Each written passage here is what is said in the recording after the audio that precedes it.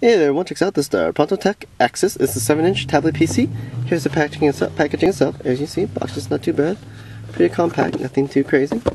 And on the back itself tells you about the quad core. So it's an A8 quad core, which is 1.2 gigahertz, and it has a 512 megabytes of SD RAM DDR3, and it also has 4 gigs of NAND flash as well in there. And it's also remember, this is a 7-inch screen, so it also mentions that as well. It tells you about the battery capacity, which is 2,800, which is not too bad. It's a fairly large battery, but you know, you have a bigger screen as well, so keep that in mind. If you have the brightness too high, they will drain it really fast. If you bring down the brightness a bit, then it won't be draining as fast. But anyway, the front and back cameras is 0.3M, which is, you know, not too bad. And VGA can go up to 30 frames per second with audio. So when you're doing recording, basically. It supports Wi-Fi, and also supports 3G dongles. So you have a dongle you can connect it to as well. There's a G sensor in it. But yeah, this is the box of it. Not too bad. So let me show you the unit itself. So it comes with the Axius, which is right here. So I've used this for a little bit. Just charge it up, run some apps, just to, you know, check it out how fast it goes. And it's not too bad. It's pretty decent. So here's the back of it itself. And so all the sides are labeled. And the back side has a speaker right here. Then it has there's a little bit of specs on, you know, the safety specs on there. So it tells you right here is a TF card slot, volume rocker right here, volume down, volume up. Then there's the headphone jack. Then the power, which is the power button itself. Then you have the micro USB charging port, microphone over here. And you have 2 ways of charging. Either use the micro USB or the 5 volts DC, which is going at 5 volts 2 amp. So it comes with its own wall charger as well, which is pretty nice. So here's the micro SD slot as well, and I've used that to upload some music onto there. Pretty easy, nothing too complicated. I'll show you that in a little bit. It also comes with its own micro USB extension, so in case your micro USB cable is a little short, you can extend it, reach a little further. Keep that in mind, this is a data cable, so you know, you can transfer information between your computer and your tablet itself. But as you can see, it's micro USB tip, not too bad, pretty decent quality, nothing too, you know, nothing too crazy, nothing too out of normal. So here's the wall charger itself. As you see, it's a small barrel DC tip. You just slide it right into the tablet and you can charge it right away. Now, of course, it comes with its manual. Of course, I mean, you know, what doesn't?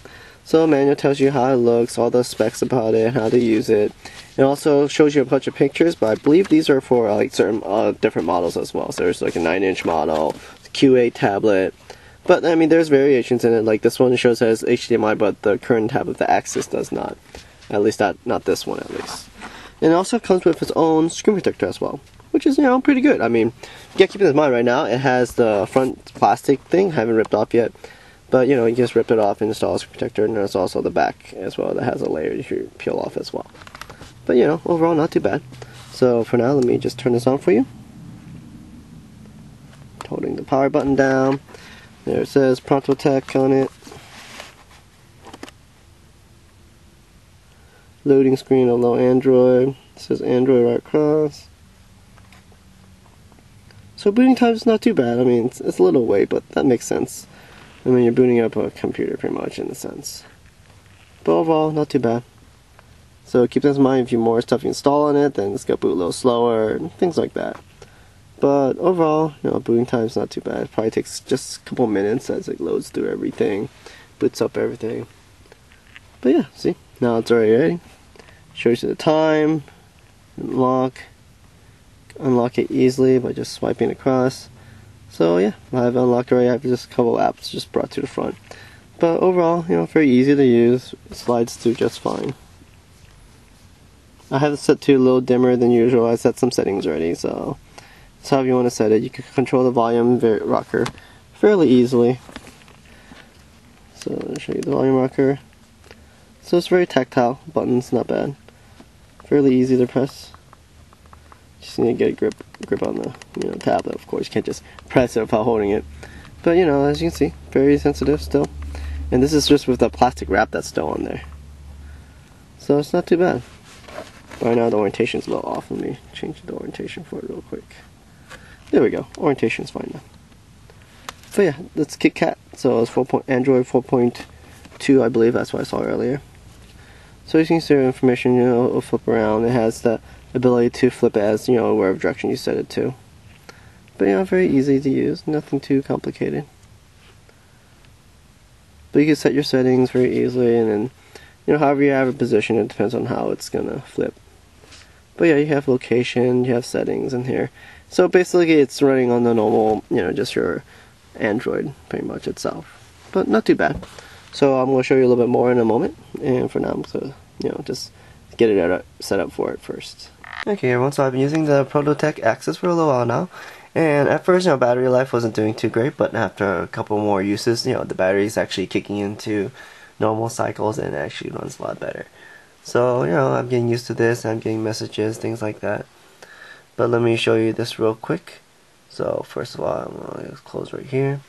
So you have access to Wi-Fi, you have access to, airplane mode, locationals, screenshots, screen records, things like that. But overall, very easy to access, not too bad.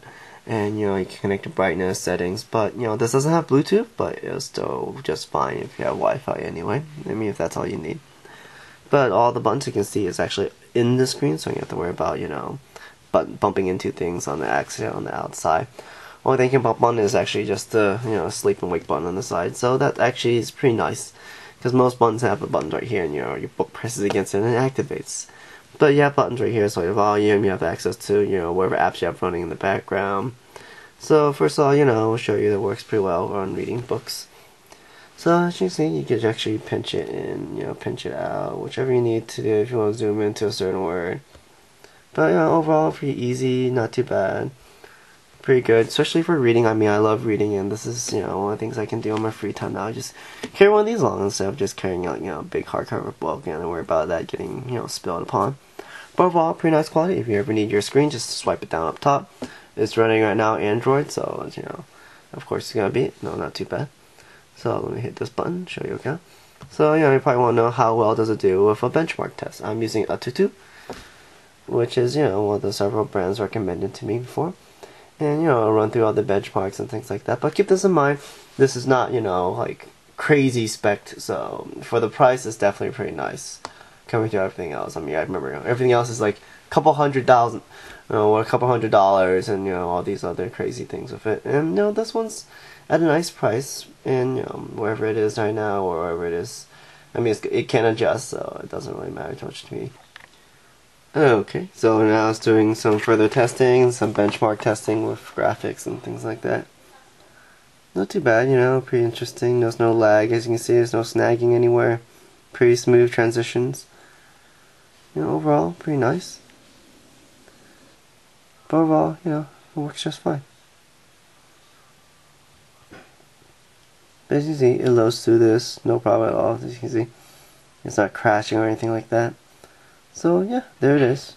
So it's comparing everything like the HTC One and, all the other phones up top. So all these are up here, and this one's, not too bad. I mean, they're comparing to really high tier stuff like the S5 compared to this.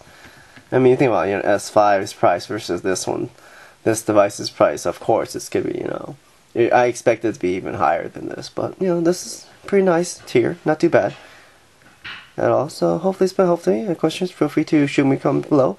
And once again, this is the ProntoTec Axius, and hopefully it's been helpful. Any questions, feel free to shoot me a comment below. Thanks for watching.